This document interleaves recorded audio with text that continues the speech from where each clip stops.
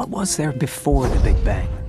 Well, you see, there was no before because before the Big Bang, time did not exist.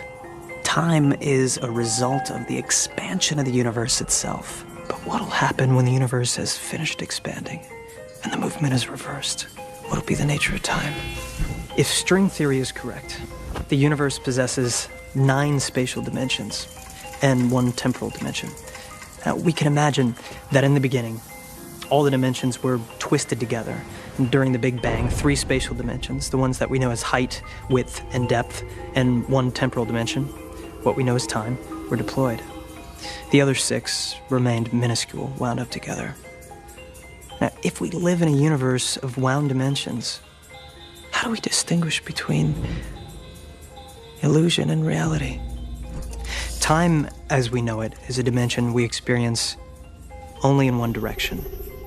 But what if one of the additional dimensions wasn't spatial, but temporal? If you mix the mashed potatoes and the sauce, you can't separate them later. It's forever.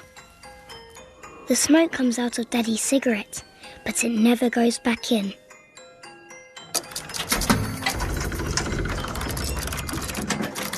We cannot go back. That's why it's hard to choose. You have to make the right choice. As long as you don't choose, everything remains possible. Why does cigarette smoke never go back into the cigarette? Why do molecules spread away from each other? Why does a spilled drop of ink never reform?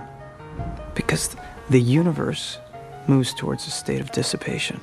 That is the principle of entropy, the tendency of the universe to evolve toward a state of increasing disorder. The principle of entropy is related to the arrow of time, a result of the expansion of the universe. But what will happen when gravitational forces counterbalance the forces of expansion? Or if the energy of the quantum void proves too weak? At that moment, the universe might enter its phase of contraction, the big crunch. So what'll become of time?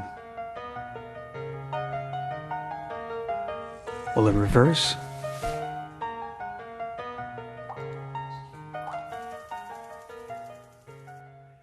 No one knows the answer. Everything we see exists.